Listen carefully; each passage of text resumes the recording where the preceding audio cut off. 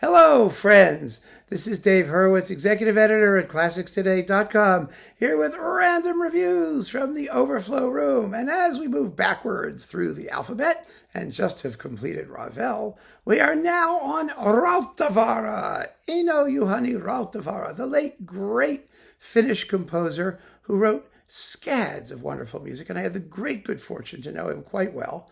He was a terrific guy and really a fine artist. I've talked about him numerous times on this channel, whether discussing his music or specific works.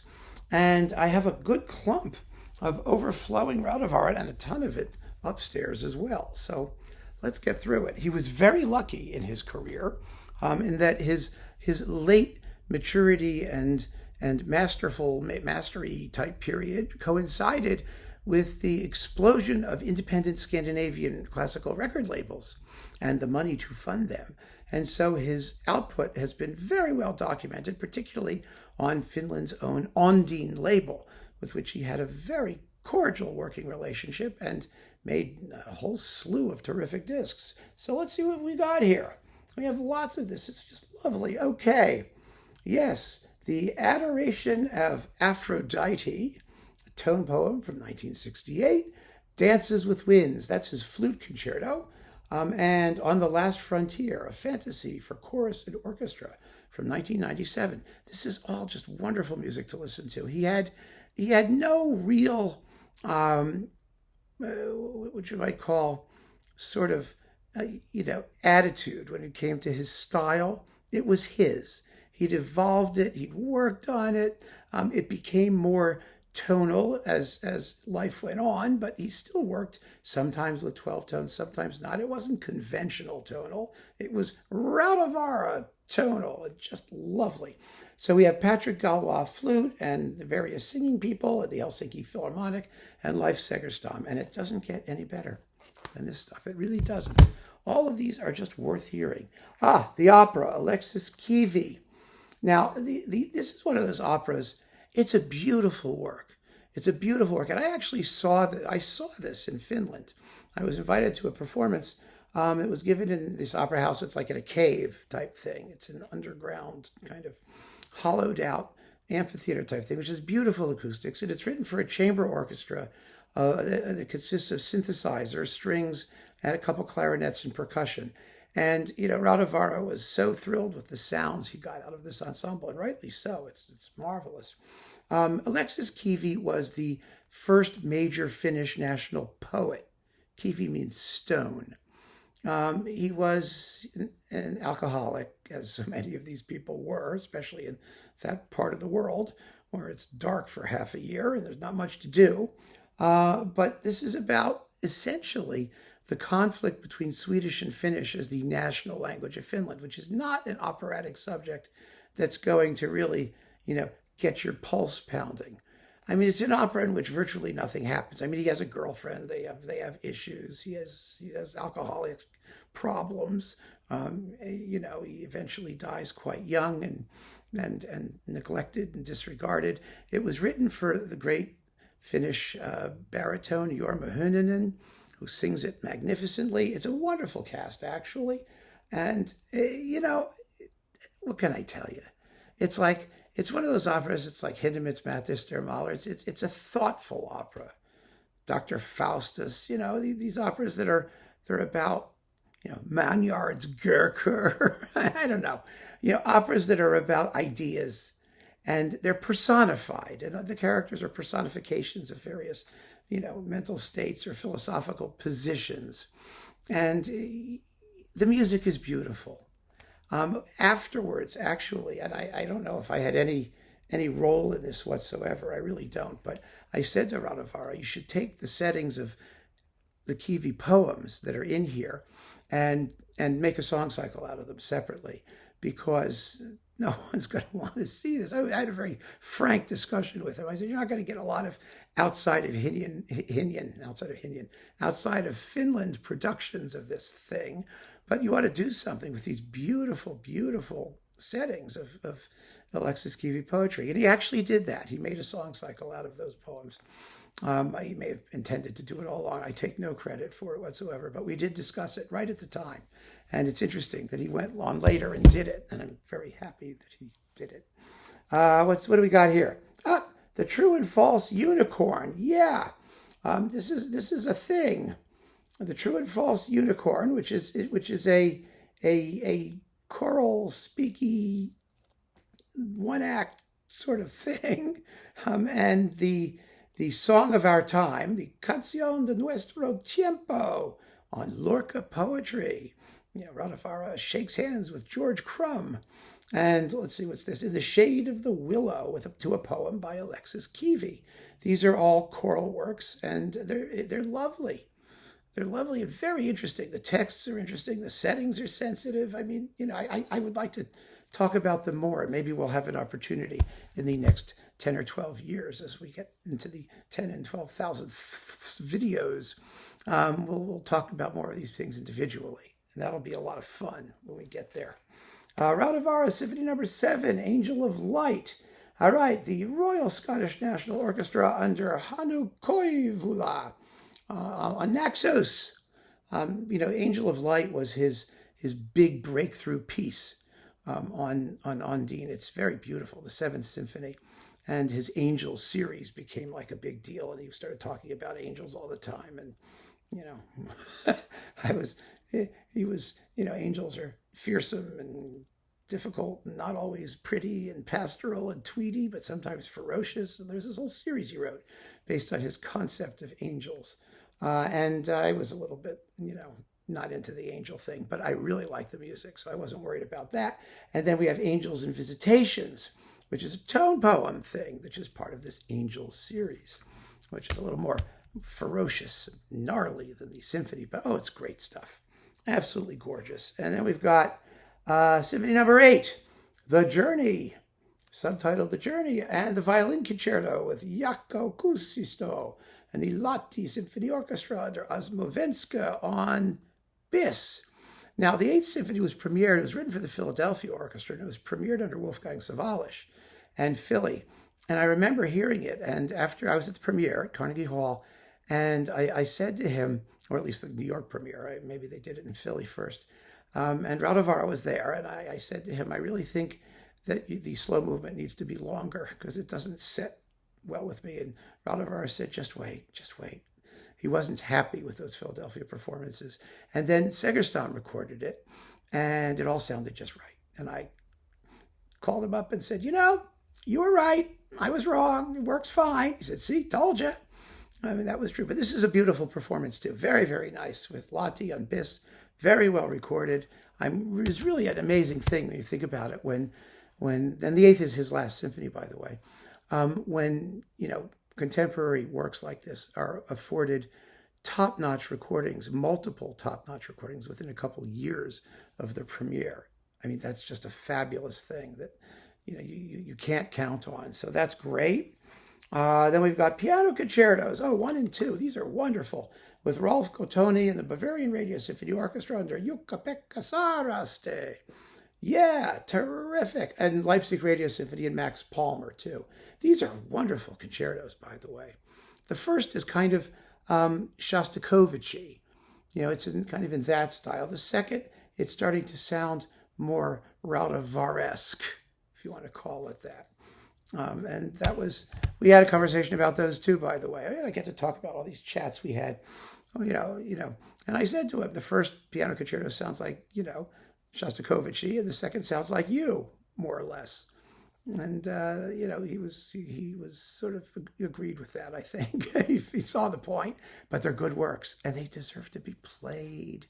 Why don't they get performed? They're beautiful. Here's the earlier Undine recording of Cantus Arcticus, that fabulous work for taped bird sounds, strings, and woodwinds, and a little percussion and stuff. It's amazing. It's a masterpiece, along with the 4th and 5th symphonies. Now, the 4th has a subtitle. It's like Arabescata or something like that. It sounds like a salad. But it's a totally 12-tone piece. It's short. It's 16 minutes long and is atonal as it gets. And it just goes to show that Rautavaara's stylistic range was very, very, very wide. It doesn't really sound much like any of his later stuff or even his earlier stuff. It's a one-off, almost. He did use 12-note things elsewhere, but not so much as much as in number 4, which was a total serial Webern-esque sort of concoction. The fifth is completely different and much more palatable for average listeners, and really a dynamic, wonderful piece that sort of got eclipsed when he did Angel of Light. A shame. And his third symphony, which is also has a measure of popularity. And here it is. Numbers 1, 2, and 3. These are all with Leipzig Radio Symphony and Max Palmer, as was this original thing here. And they are good works. I mean, he revised his first symphony, actually. There's another recording of it. I think he added a slow movement or something in the middle. Or so, he diddled it. The second is a little bit more evolved. And the third is marvelous. It sounds like Bruckner Goes to Finland. It really does. It's supposedly a 12-note work, but it's 12-note used, that sort of serial method used in a fairly tonal context. And the music is plainly evocative of Bruckner, particularly the opening of the Romantic Symphony. Rautavaara admired Bruckner very much. He detested Mahler. It was one of his failings. Anyway, so there you go. Those are definitely worth hearing, especially the third. Give the third symphony a listen to. It's a special work, a beautiful work. A Requiem in Our Time. Rautavaara's complete works for brass ensemble. Playground for Angels. Well, there's an angel thing. Tarantella, Independence Fanfare, A Soldier's Mass, the Octet for Winds, and Hymnus for trumpet and organ. The Finnish Brass Symphony under Hannu Lintu, who was, gotten to do much bigger things since then, and Pasi Pirinen trumpet. This is all Undine, lots of Undine. Rautavaara, oh, yes. Yeah, here's the revised Symphony number 1, which is now went from 16 minutes to 27 minutes. So it grew as Rautavaara worked it over, and his Adagio Celeste for string orchestra, which is quite lovely, and the Book of Visions, a 40-minute-long extravaganza featuring the National Orchestra of Belgium under Miko Frank. Again, I mean, he really churned out wonderful stuff. A lot of it is of a spiritual, mystical, kind of dreamy nature, which was characteristic of the man. It really was. Whether you are mystical and dreamy or not doesn't really matter. The music does what it says it's supposed to, and that's what matters. Here we have Lottie again with Osmo Venska doing Symphony number 7, The Angel of Light. Now we're on Bis as opposed to Undine. The Flute Concerto with Sharon Betzali playing the flute. It's Petri Alanko flutes. It's not Sharon Betzali. It's on Bis. Usually it is.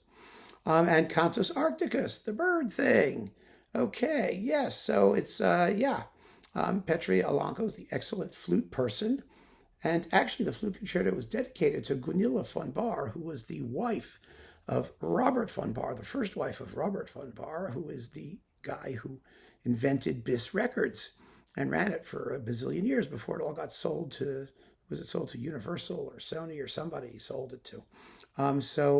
Bis is he's still there. Anybody who knows Bis will know that if you write to Robert at bis. Whatever it is, you're going to get Robert von Bahr. Hi, Robert. How you doing? Anyway, yeah, I told him once that he had a thing for marrying flute players because he had Gunilla von Bahr and then Sharon Betzali. So there you go. Who's not playing that, which is interesting. Oh, Vigilia. Oh, my goodness. Yes. This is the all-night vigil, think Rachmaninoff Vespers, in memory of St. John the Baptist for mixed choir and soloists. This is one hot piece. If you're a choral music enthusiast, you really need to listen to this. It's magnificent. It's powerful. It's sonorous. There's a lot of low bass stuff like you hear in the Russian things. It's really, really cool. You get Vespers, which is the evening service, and Matins, which is the morning service. And the total thing is Vigilia. Yeah, baby. Text in French, text in German, text in English, text. Yes, it has the text. That's on Undine, and it's with, wait a minute, let me say, who is it with? It's with the Finnish Radio Chamber Choir under Timo Norane, they're really good. They're very, very, very good. String Quintet, Unknown Heavens, and String Quartets 1 and 2 with the Sibelius Quartet and Jan Erik Gustafsson, cello. 1997, this is all recent stuff. I mean, he was very, very prolific, not carelessly so, but generously so in the last couple of decades, from like the 70s or 80s on. And oh my, the quintet is just a lovely work. The first string quartet's only 11 minutes long. It's from 1952. The second one is a little bit more involved. It's from 1958, and they're all well worth hearing. This one, Angel of Dusk. Yes, that's a double bass concerto, which makes sense. You want something dark and low for your Angel of Dusk.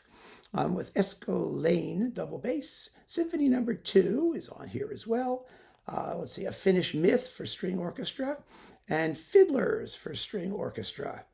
It's lovely with the Tapiola Sinfonietta under Jean-Jacques Kantorov on bis. So there's that one. This is a bis one. Yes, Dances with Winds, flute concertos by Rautavaara, Bashmakov, Salonen, and Martinen. This is an early bis recording, I think. Well, no, it's number 687. Okay, it's not that early. With Petri Alanko flutes and Venska. So this is the same flute concerto that's on that other thing, to which they added the 8th Symphony and other Rautavaara works. So that's that. And finally, last but not least, Thomas, the opera in 3 acts. Yes, Thomas. And it's with Jorma Heinonen and all those famous people in Finland.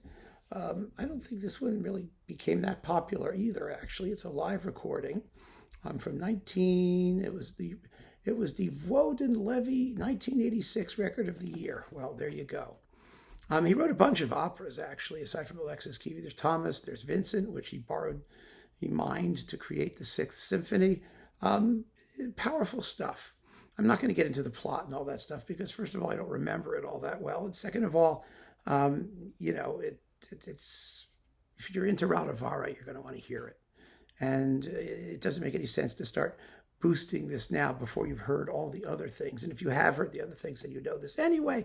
And that makes a lovely way for me to conclude without having to discuss it in any detail, which is sort of, I saved myself, maybe. So anyway, keep on listening. Get to know Rautavaara. He's just a wonderful, wonderful composer. First-class music, first-class gentleman. I think it's reflected in the music. I really do. His music has a warmth and a graciousness and just an open-hearted and a feeling of mystical communion with the human condition. Something like that. Keep on listening, and thank you so much for joining me. Take care.